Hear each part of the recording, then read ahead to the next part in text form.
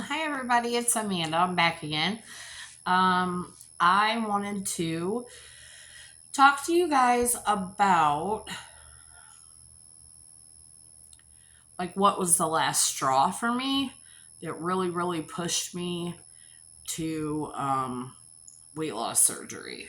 So I'm gonna kind of fill you in about what where I think my uh, disordered eating came from.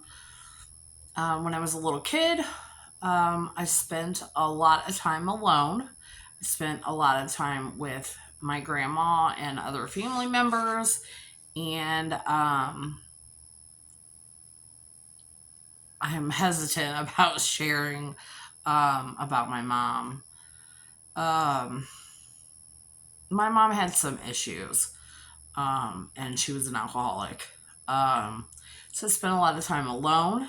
Spending that time alone, I used food and television and soda and sugar and sweets and carbs and all of that stuff to comfort me. Um, I also like I said, I also spent a lot of time with my grandma. Um, she was really obese as well. She was actually probably somewhere around the same size I am right now. Um, Probably been bigger, probably was smaller. Um, she also had some alcoholism in her life at one point and finally quit drinking. But she also used food um, as a way to cope and, with depression. And, she had other circumstances. Like my mom had some abuse in her past, some sexual abuse. And so that's what drove my mom to drink. And I think that my grandma had some guilt about that. She felt bad. Um, so being alone a lot, having to self soothe, I use food.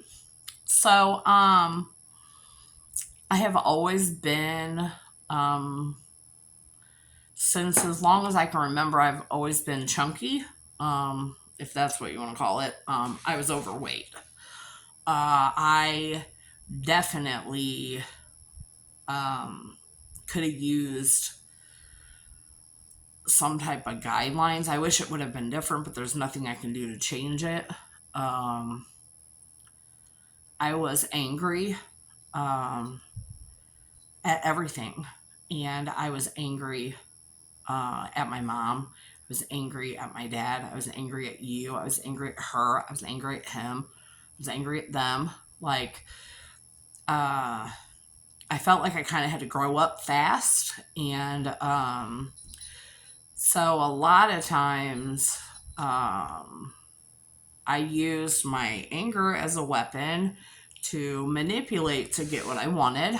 And I feel like I'm not saying anyone in particular, but I feel like, I was given food at a young age, because when I was little, I was sad. I missed my mom, whatever. Food comforts you. So you know, um, I feel like people felt bad for me. So, and I don't know if that's the case. I really haven't asked, but like at the overall picture, I know what it was like for my grandma because I did talk to her about it.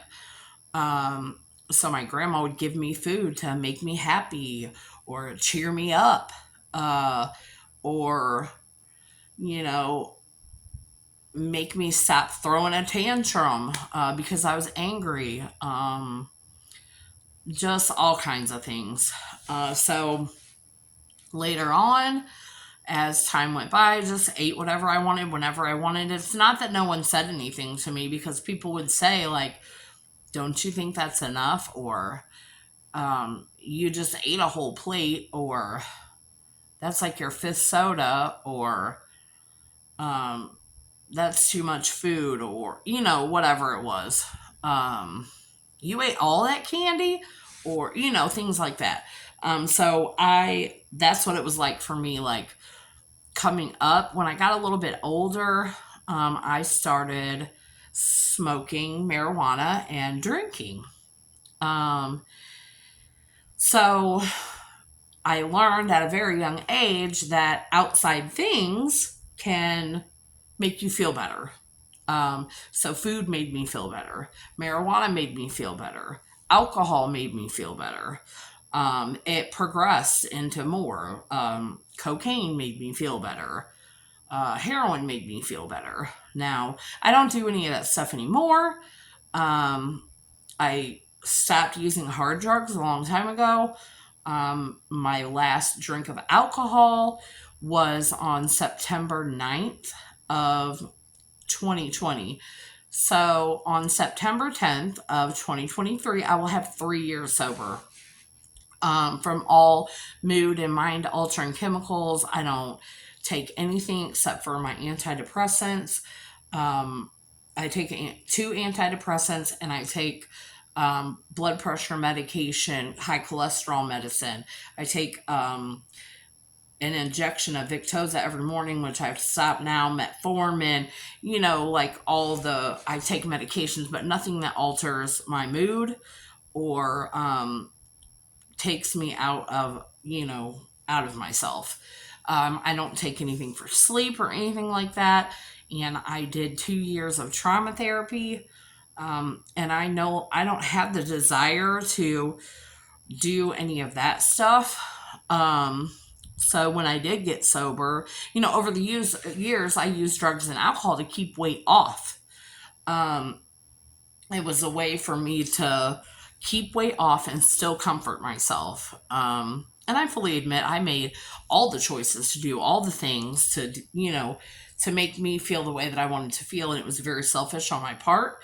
I'm doing my best now in my life to make amends to the people that I love and make a living amends to the people, that I hurt in the process. I don't do that stuff anymore, but food is still a problem. Because when I put all that other stuff away and stopped drinking, food replaced that. So in the last 3 years, I have gained about 150 pounds. Just eating like whole boxes of cereal, whole bags of cereal, whole cartons of ice cream, ramen noodles, pizza, fast food, like whatever. I just was doing whatever. But so I've gained the weight. Now, food addiction is a thing. Most people who are probably gonna see this video, that food addiction is real and it's very mentally taxing. Because I will eat and feel the happiness, and 15 minutes later, I feel guilty because I consumed that much. Because I have been known to eat until the point that it made me sick.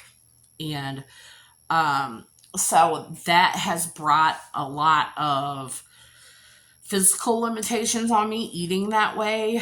My depression also holds me back from like socialization, exercise, self-esteem is affected, my self-worth.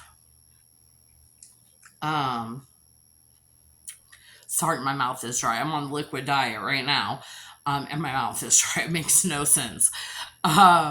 So where was I? I hate it when I do that. Yeah, so I did all those things. So food switched places with the drug again. I went from food at a young age to alcohol, weed, alcohol, drugs. Then when I stopped that, I came to food again, and it's been this roller coaster my whole life, in and out, up and down, in and out, up and down, back and forth.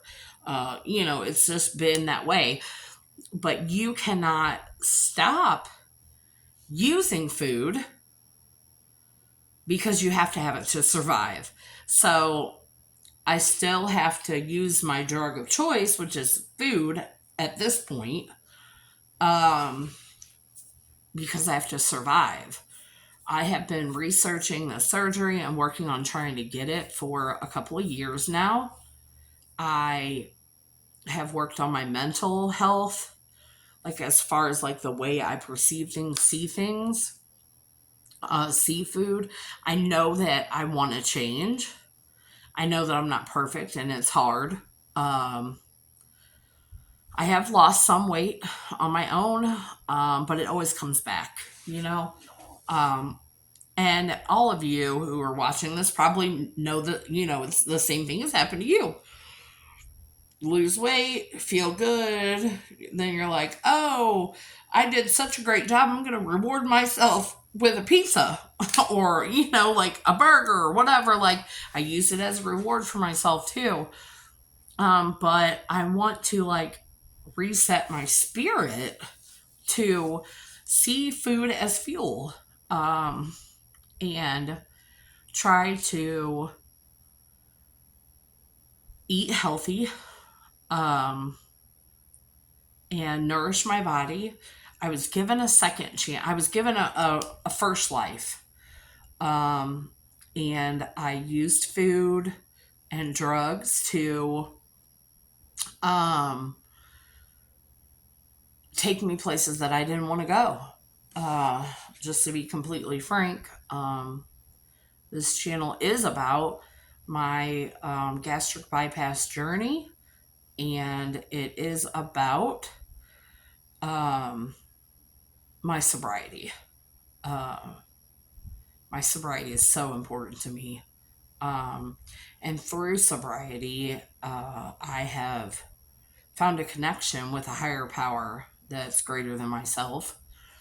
And I know that God's got me, but I still have to do the work. Part of that is me talking to you,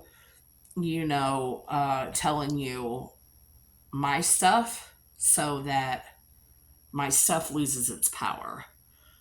So I'm giving it to you to give you something to relate to and something to, to put in a better perspective of kind of me. So I got sober and I got another life. So that's 2 lives I've gotten. But I continued to abuse the food.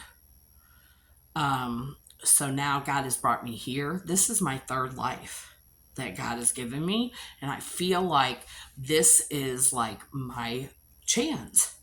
I want to do this. It's the first day of the liquid diet and it's hard.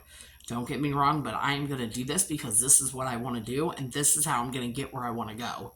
I got to do what I got to do right now so that I can do what I want to do later. And that might be take a run, cross my legs, shave, paint my toenails,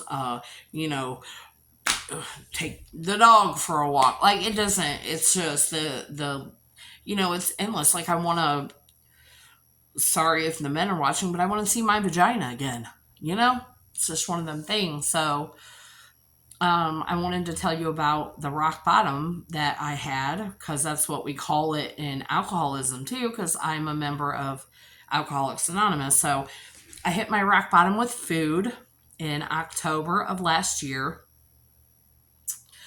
I was the women's housing peer for a sober living house called Hilljack House. It's in St. Louis, Missouri. And we all do like family fun. So the board of directors, it's a non-for-profit that helps men and women get off the streets and learn how to live again, basically learn how to live life sober and without the use of alcohol and drugs. And the director is amazing, and she changed my life. So I was the women's housing peer there. So we all go on like trips together. So this particular one was Six Flags in Eureka, Missouri, right outside of St. Louis. So I already knew that I didn't want to go because I'm not going to be able to ride the rides. It's too much walking. It's too hot outside because I'm fat and I'm sweating. Like, it's just, I had every reasons to not want to go, but I'm the peer. So that means I'm in a leadership position, um, to show everyone else like we can have fun in recovery from alcohol and drugs.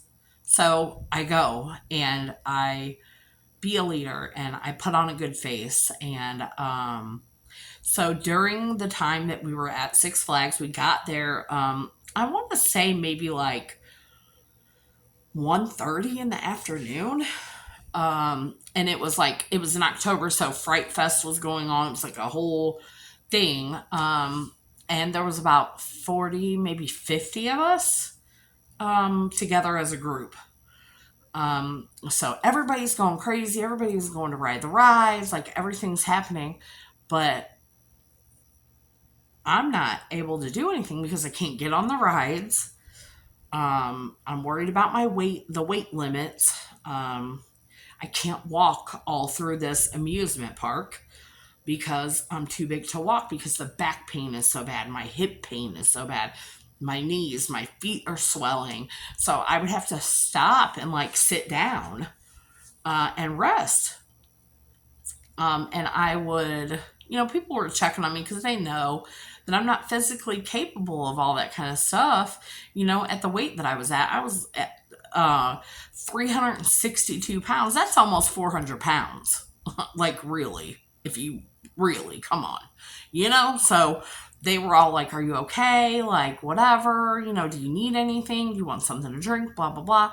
So I'm like walking around, I'm following them from ride to ride, like sitting outside the gates to the ride, waiting for them to get off, making videos of them riding the rides, taking pictures of them riding the rides. Like, we all went and got food. Of course, I can go get food because I can sit down and eat. So we went and got a burger. I literally couldn't even eat it because I was so upset that I couldn't participate in something that fun. It was my first time ever in my whole life going to Six Flags, and I just couldn't do it. And we ended up leaving. It was dark when we left. I'm not really sure what time it was, but we had been there for like, I know, at least 5 hours.